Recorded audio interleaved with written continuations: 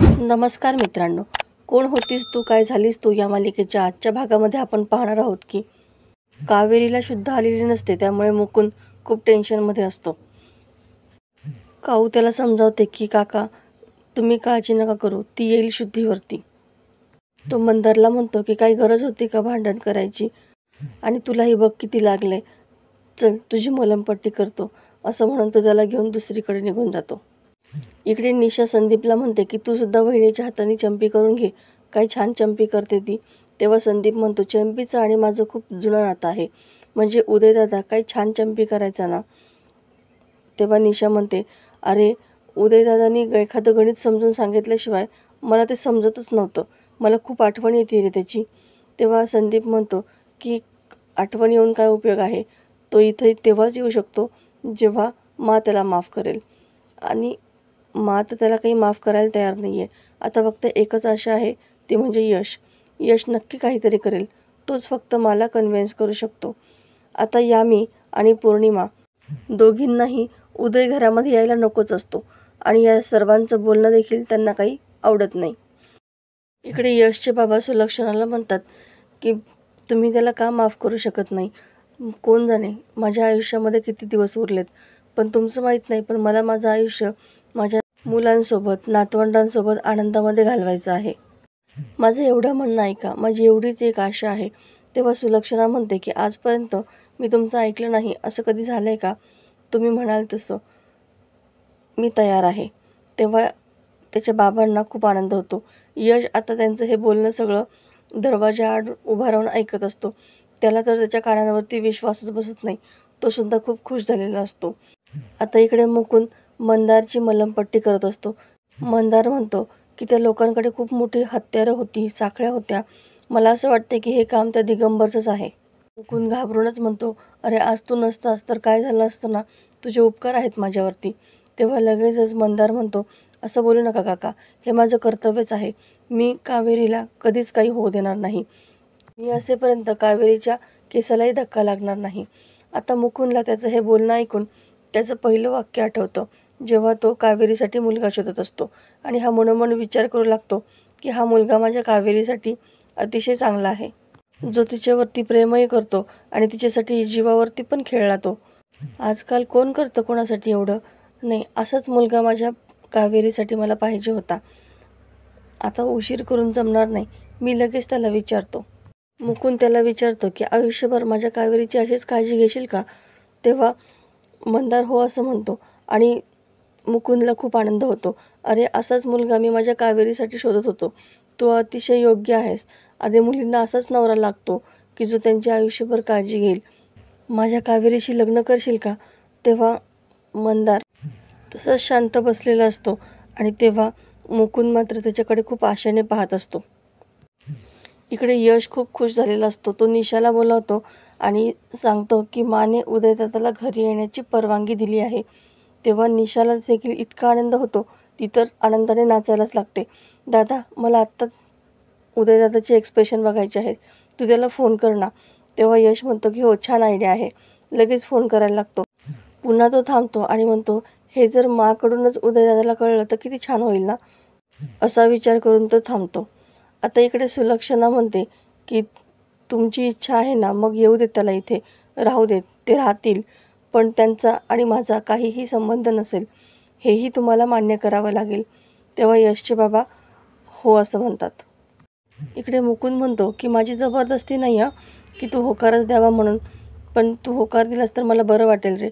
तेव्हा मंदार म्हणतो की पण काका कावेरी. तेव्हा मुकुंद म्हणतो तू त्याची काळजी अजिबात करू नकोस, मागे मी तिला म्हणालो होतो तुझ्या स्वप्नांच्या पंखांना बळ देणारा एखादा मुलगा भेटला तर तू त्याच्यासोबत लग्न करशील आणि नाही म्हणणार नाहीस. तेव्हा मंदार तिच्याशी लग्न करायला होकार देतो. मुकुंदला इतका आनंद होतो की आनंदाने तो नाचायलाच लागतो. आता इकडे कावेरी देखील शुद्धीवरती येते.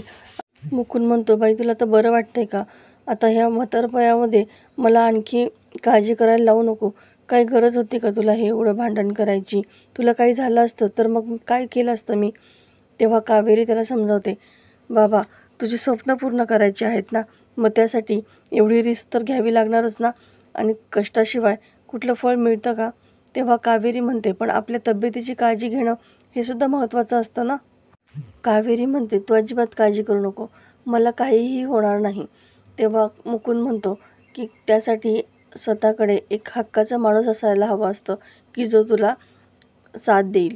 तुझी काळजी घेणारा असा एक झील शोधलाय मी. कावेरी म्हणते की हापूस, तू पुन्हा माझ्या लग्नाचा विषय काढून सुरू झालास ना. तेव्हा मुकुंद म्हणतो की तू काय माझ्याच्याने ऐकायची नाही आहेस. कावेरी, तूच जरा समजून सांग बाबा तुझ्या मैत्रिणीला. तेव्हा कावेरी म्हणते की अगं, तुझं लग्न होऊन तू संसार करावा हे सुद्धा तुझ्या बाबांचं स्वप्न आहे ना. तेव्हा मुकुंद म्हणतो की जरा माझाही विचार कर ना. तुझे 2चे 4 हात झाले, तुझे नातवंड पाहिले तर मीही मरायला मोकळा ना. नाहीतर वर गेल्यानंतर तुझ्या आईला मी काय तोंड दाखवू. त्याच्या या बोलण्याने कावेरीला खूप रडू येतं. आणि बाबा, पुन्हा हे असं बोलायचं नाही. तुला माझी शपथ आहे, मी तुला सोडून कुठेही जाणार नाही आणि तूही मरायच्या गोष्टी करायच्या नाहीस. मुकुंद म्हणतो, तुला मला सोडून कुठंच जायची गरज नाही. म्हणून तर असा मुलगा शोधला आहे की तो आपल्या गावातलाच आहे. तो तुझ्या स्वप्नांना पूर्ण करण्यामध्ये तुझी मदत करेल. माझी अशी इच्छा आहे की तू मंदारशीच लग्न कर. तुझी स्वप्न पूर्ण करायला तो तुला मदत करेल आणि तू या गावातच राहशील. तो तुझ्यावरती खूप प्रेम करतो. आज पाहिलं ना, स्वतःच्या जीवावर खेळून त्याने तुझा जीव वाचवलाय. तेव्हा कावेरीला देखील आश्चर्य वाटतं की मंदारने तिला वाचवलं. आता इकडे मंदार दिगंबरचा गळा आवळतो आणि का मारलंस तिला असं म्हणतो आणि स्वतःच त्याला ढकलून पाण्यामध्ये उडी मारतो आणि मोठमोठ्याने हसू लागतो. दिगंबरसुद्धा त्याच्याकडे एकटक पाहू लागतो. मंदारला त्याने कावेरीच्या डोक्यामध्ये काठी मारलेला प्रसंग आठवतो आणि दिगंबरला म्हणतो की तुझ्यापेक्षा तर जास्त मी कपटी आहे, कारण मी तुझा मुलगा आहेस. आता हे उघड होतं की दिगंबरचाच मुलगा हा मंदार असतो. मंदार म्हणतो, तो मुकुंद त्याच्या पोरीचं लग्न माझ्यासोबत करायला तयार झालाय. तेव्हा दिगंबरलाही खूप आनंद होतो. तो म्हणतो, अरे काय सांगतोस काय, मला माझ्या कानांवरती विश्वासच बसत नाही. तेव्हा मंदार म्हणतो की एकदा का लगीन झालं मग ती जमीन पण आपली आणि ती पोरगी पण आपली. तेव्हा दोघेही मोठमोठ्याने हसू लागतात. आता इकडे मुकुंद कावेरीला म्हणतो की माझी बळजबरी नाही, पण तुला वाटलं तर तू नक्की कर. पण एक बाप म्हणून सांगतोय की तो मुलगा खरंच खूप चांगला आहे. आता काऊसुद्धा तिला समजावते की तू त्याच्यासोबत लग्न कर असं नाही, पण कधी ना कधी तुला लग्न करून जायचंच आहे ना. मग याच्याशी लग्न केलंस तर तू गावातच राहशील. तुला काकांपासून दूर जावंसुद्धा लागणार नाही आणि तुला तुझं आणि बाबांचं स्वप्न पूर्ण करण्यासाठी त्याचा सपोर्टही असेल. तेव्हा कावेरी विचार करू लागते. तर मित्रांनो, येणाऱ्या भागामध्ये आपण पाहणार आहोत की मुकुंद आनंदामध्येच कावेरीला सांगायला येतो की तुझ्या लग्नाचा मुहूर्त काढलाय आज. आणि तितक्यात कावेरीच्या आईचा फोटो खाली पडतो. मात्र कावेरी तो लगेच झेलते. ती विचार करते की हा अपशकुन तर नसेल ना. आता इकडे उदय यशला कॉल करतो आणि लग्न पण कुणासोबत आणि मुलगी सुंदर असेल ना तर अजिबात चान्स सोडू नकोस. अरे एकदा चेहरा तर दाखव असं म्हणतो. तेव्हा उदय तिच्याकडे कॅमेरा फिरवतो. मात्र कावेरी खाली बसते आणि त्याला ती दिसतच नाही.